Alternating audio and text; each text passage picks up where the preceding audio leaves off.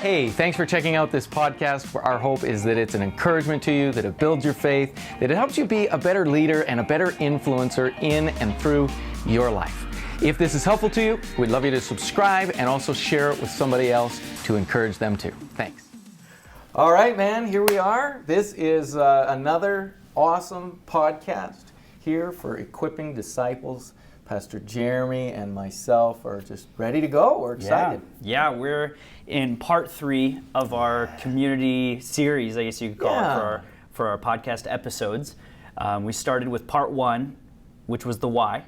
Yeah. Part 2, which is the how. And today, I think the fun box of barriers, we're going to call it troubleshooting. Right. Part 3, troubleshooting. Right, overcoming challenges to community, to living in community. Because boy, we all feel that, man. We all, you know, it's one thing to talk about building relationships, building friendships, building community, you know, being the body of Christ, all these things. They sound so good in theory. And it almost sounds easy when talking about it sometimes. And then in personal practice, it's like, oh, dude. It's difficult. It's hard. Yeah.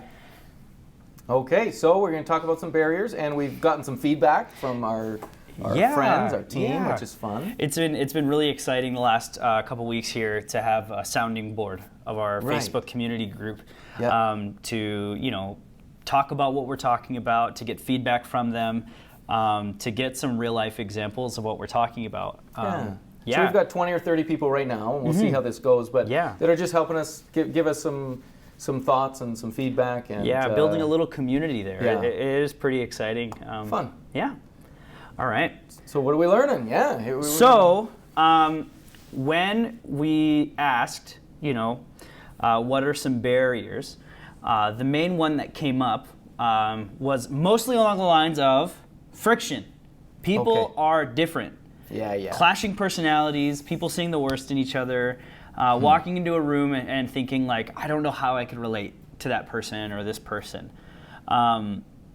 And that of the few answers we got, that was like a majority of something comes back to that, right? And so we probably should say, just before we dive into that specific, because that is a real hot topic, you have to go back and listen to the last 2 podcasts, but community matters. It matters more than we want to admit. God calls us to it. It's not an option for Christians. Absolutely. It's just so key and so important.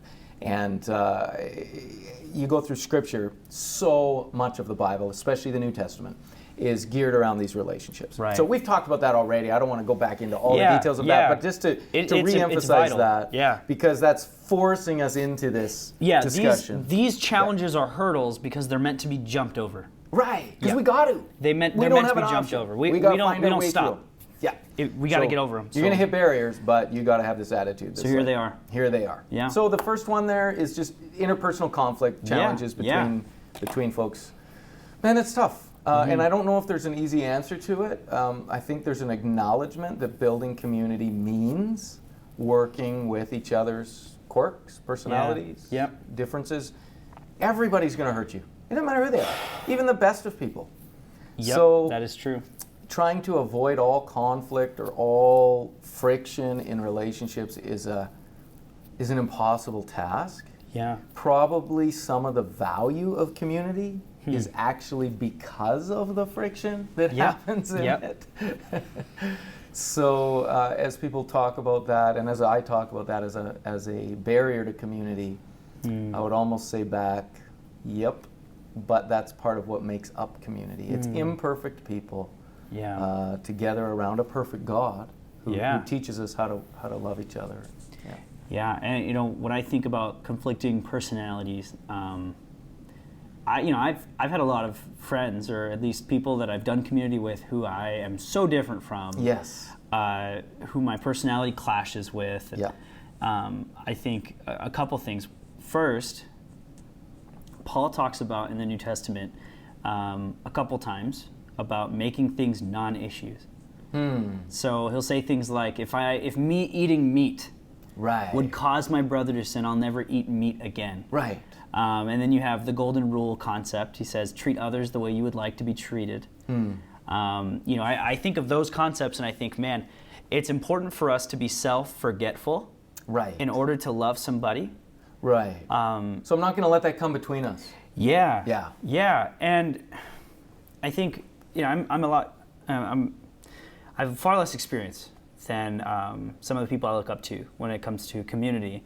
But some of the wisdom I've picked up is don't get in the way of being a part of community. Yeah. And so for me, I think, what are my non-negotiables? Yeah. And in terms of community, so like really basic things like they have to, you know, care for me generally, right? Yep. Like there has to be reciprocation, Yeah. right? Yep. But Jesus being the purpose of why Right. we're there, That's being what's the gonna bring us non-negotiable. together. Sure. But outside of the base non-negotiables, Yeah. I have to be open-handed with which parts of me I leave at home or in my car. Sure. So that means like if me being loud bothers somebody, yeah. which I'm loud, I'm really loud. Yep. I have to intentionally think, man, this person, you know, has a sensitive heart, and I need To tone it down. tone it down, Dial it back. dial back, read the room. Sure. Be all things to all men is how Paul would say it. Sure. And leave those things behind and not identify with those things so heavily that I get all angry, like this is me. Well, hold on. Right. What is me is the way Christ, you know, made me and Yeah. built me, but my quirks do not define me, and I can Yeah. back it up a bit and be kind and be thoughtful and work on that. Honestly, community forces you to work on things you never would. Exactly. Yeah. And I think in the long run, Yeah. when you look back, you can see that some of the best friends you've had are people that if you knew every quirk about them, you might have rejected them early on. Wow. And I love one of the ways Paul describes exactly what you're talking about. Is he says, overlook one another's faults. Oh, that's perfect. And, Yeah.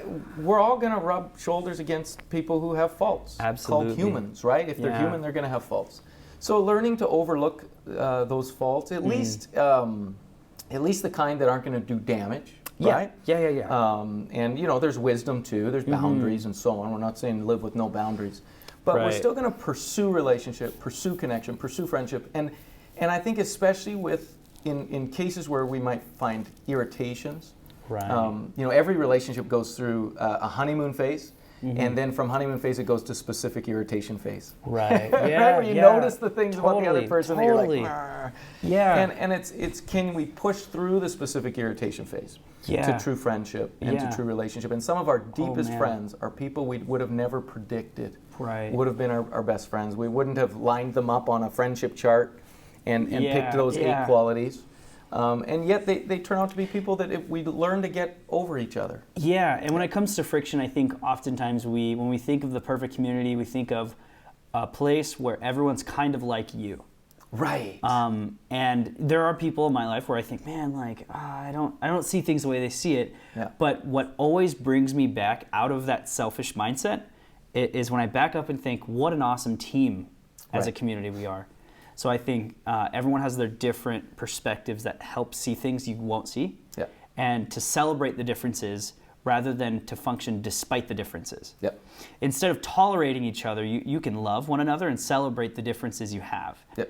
And so me being loud and straightforward, I actually celebrate that my wife is a little more quiet and timid and says things a bit more gentle than I do.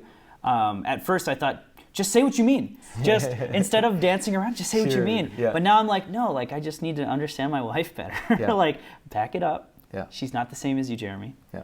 And I think tons of friendships and community, oftentimes do I think there's no way I could ever see it their way. Right. Where instead I need to back it up and say, that's a valuable perspective that I can't have, Right. that I don't have, but I need to celebrate the difference instead of Yep.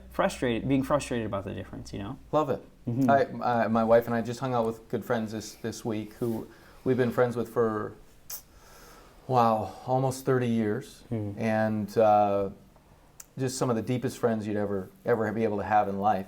And this guy and I, we see life differently. We see life Right. through totally different lenses. Wow. But we could care less. We don't think about that or get together to talk about our differences. We don't get together and we're like, oh, you see this way. Right. No, it's Focus just on the common. It's just a non-issue, yeah. Yeah. And part of the reason I think it's a totally non-issue for us is that we know each other's hearts. We know we care for each other.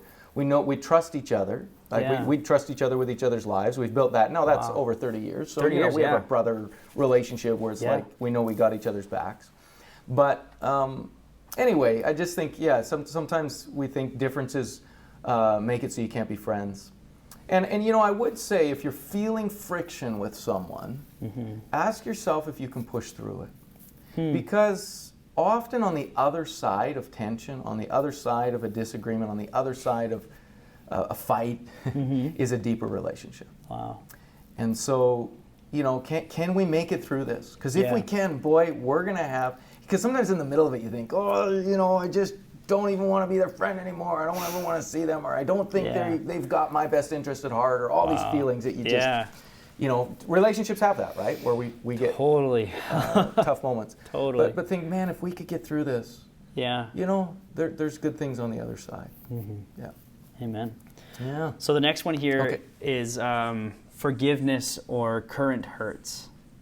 Wow. So let's say you're in a church and there's conflict. I'm talking beef. Yeah. And they're across the way, and they go to this place and this place and this place. Do you draw back? What do you do with that? I don't know. Well, hurts keep us from connection. That's just reality. Yeah.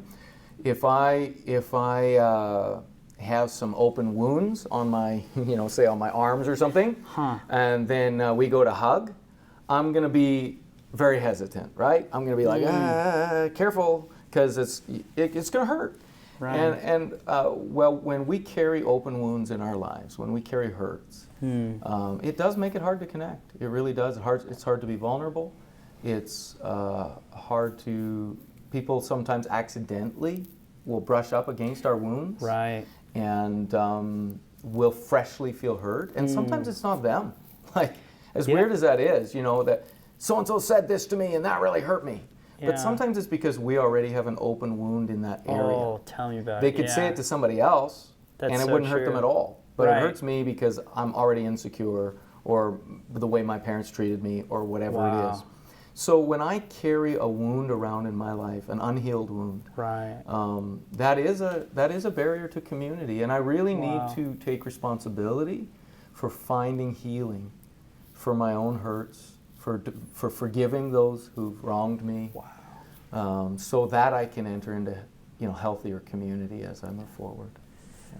Yeah, when it comes to that, I feel I always opt toward wisdom. I'm young in days when it comes to this. Yeah. And I've only had maybe the smallest handful of situations to watch this play out, and those are good words. I don't know what I would do. Yeah. I would just encourage everybody, as you're building community, get all the help you can to get your heart whole and healed. And sometimes that happens in community. And honestly, sometimes you don't even know you have a hurt until you brush up against somebody and something sets you off and you're like, gee, that made me mad. And then you're like, why did that make you so mad? And you dig deeper and deeper and you go, you know what, it wasn't them. There was something in me going on. And we discover our own woundedness. Totally. Yeah. And then we go get help, right? And I think it's important as people in community when it comes to this topic is to be sensitive to other people. So just because it's not your fault doesn't make it not your problem. Yes, absolutely. So it may not be the fault of yours, as in you could have been going throughout your day normally, and something you said or something hurt somebody, and they were overly sensitive. Yeah. I think the selfish direction to go would be, well, they're just too sensitive. They need to go handle their problems. Exactly. But that is so far from what we need to be. This is not loving or Christ-like. I mean, go back to the wound illustration. If I have an open wound on my arm, and somebody doesn't know I have a wound on my arm, and they come up and pat me on the arm, and I'm like, that hurt. Yeah. They can't laugh and say, or they could, but it would be very rude of them. Terrible. They could laugh and say, I didn't know, so it doesn't matter. It's not my fault. It's you who has the wound. Childish. Well, dude, now that you know, say sorry. I'm so sorry. I hurt you. And can I help you? Exactly. And then guess what? You're not going to do again. Exactly. You're not going to pat them on the arm again. Exactly. So that's very well said. How did you say that? Just because it's not your fault doesn't mean it's not your problem. Yeah. Love that. Yeah. Let's be sensitive to each other and caring for each other, because we know we're always dealing with wounded people. Every person you're dealing with, your spouse, your friends, your kids, your parents, your siblings, your church, your pastor. We're all wounded people, and we're all dealing with each other. But it is our responsibility to work on getting our own hurts healed. so that we can enter community in healthier and healthier ways. Yeah, and I think in both directions you need grace. Yes. So you need grace for the community that you're going into if you are the wounded one, and you need grace for somebody who's sensitive in this season of their life. Totally. Grace in both directions. And how about grace for yourself? Yeah, right? yeah. In my own woundedness, sometimes I'm like, I'm too broken to have community. You know, I just get mad at everybody, or I just get hurt all the time, or that. Well, have some grace for yourself too, right? Yeah. And dig in. And you know, a beautiful thing about our woundedness is the Holy Spirit has a way of kind of putting a healing balm, an oil into the mix. Yeah. When we invite God's Spirit in, there is a miraculous, God-built kind of family and community that is possible in Christ, that is impossible without Him. And so lean into that. In your woundedness, lean into grace. Yeah. Love it. Yeah. So the next one here is fear. Okay. So fear of entering in, fear of being hurt, fear of not getting what you want, fear. Oh, I feel it. Yeah. I'm there. You know what? I'm a tough guy. I like to be a man, man's man, but community always involves vulnerability, and we don't always want to be vulnerable about ourselves.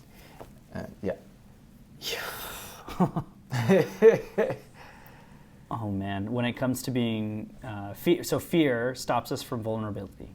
Yes. It stops us from being vulnerable, and vulnerability can be seen as a weakness, but it is in vulnerability that we can grow, that we can experience God, that we can experience real community. Yeah. That's like having a soft heart, almost. Yep. Like similar in that direction, where our hearts need to be soft and vulnerable in order for us to be changed or affected. Yep. You mentioned earlier today that C.S. Lewis quote. Yeah. And that just blew me away. Can you read that? Do you want to hear that? Yeah, this is such a powerful quote. C.S. Lewis, he says this: to love at all is to be vulnerable. Wow. Love anything and your heart will be wrung and possibly broken. If you want to make sure of keeping it intact, you must give it to no one, not even an animal. Wrap it carefully around with hobbies and little luxuries. Boy, that was convicting to me. I sometimes am tempted to do that.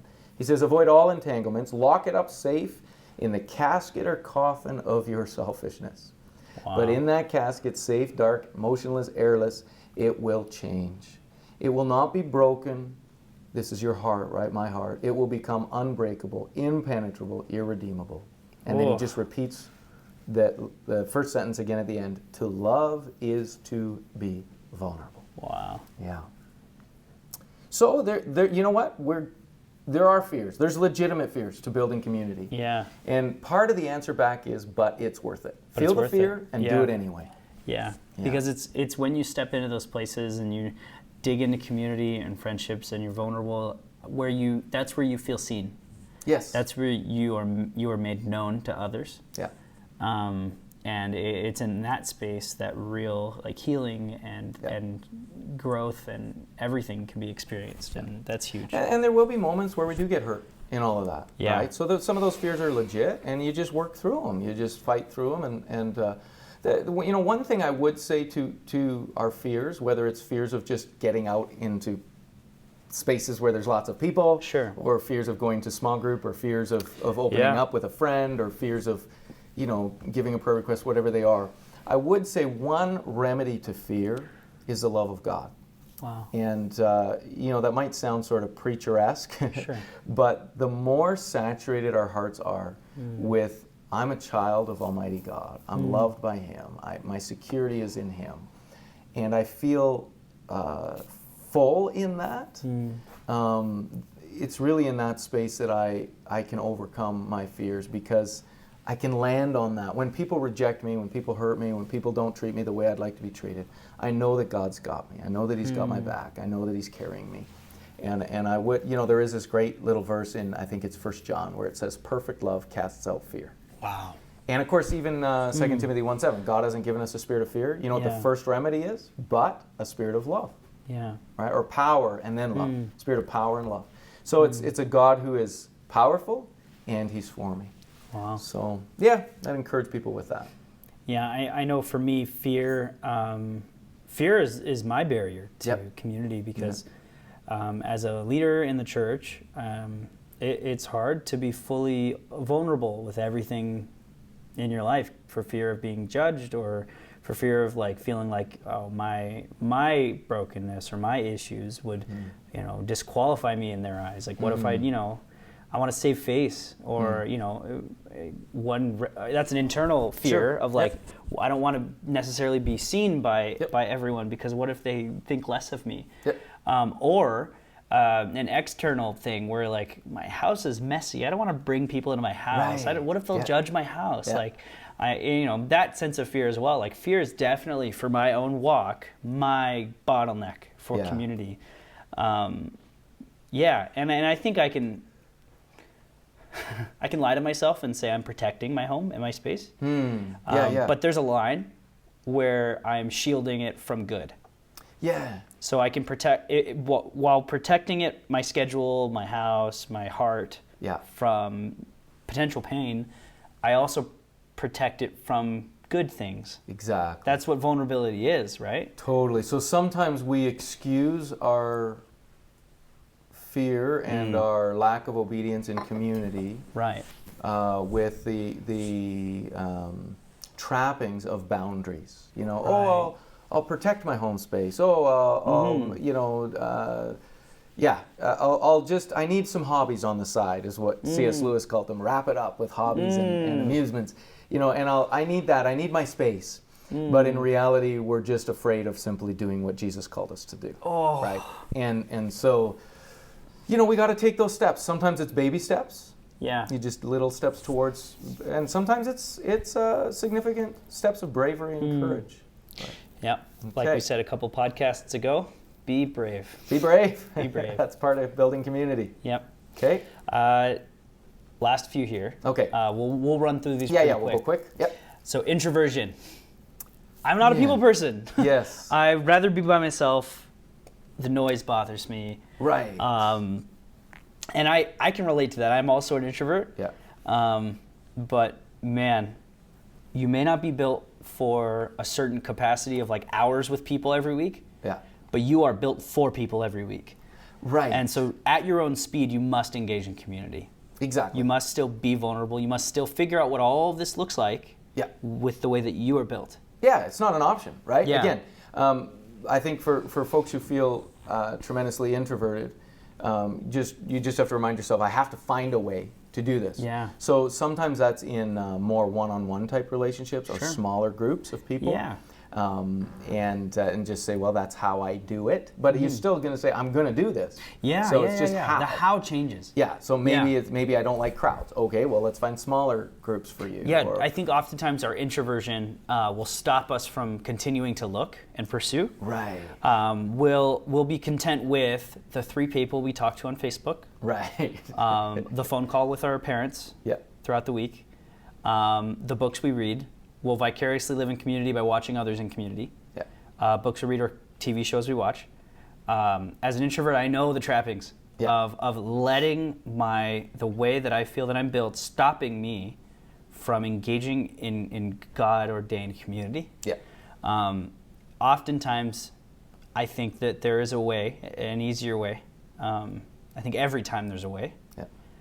We oftentimes put things less important in front of it. Right. Like books or we'll say Facebook messages are enough or calling my mother is enough. But to experience community, you got to get out there. You got to be with people. Amen. Even if that's once a week for a few hours. It shouldn't stop you from gathering with God's people and worshiping. So let me give one more thought to introverts. And extroverts don't use this as a weapon, okay, on our introvert friends. No. But for introverts, you use this on yourself. And I would say this. Extroverts need to work on solitude. Okay, they need to work on good alone time, not wasted alone time, in front of the television, but good alone time where it's refueling and rebuilding. Introverts need to work on connecting relationship, people.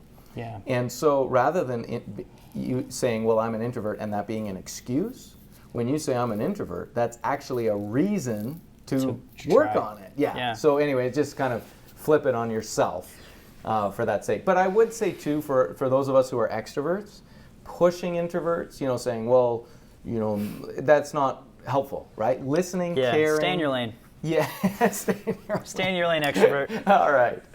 Good deal. Good deal. What was the next one? Schedule? Schedule. Yeah, this Lots is big. of people's schedules are conflicting and unstable, while some things may be weekly, every week for years and years. Family life may not be stable in that way. Stuff comes up, sports, whatever. Sure. So pick some priorities. I mean, that would be one important thing.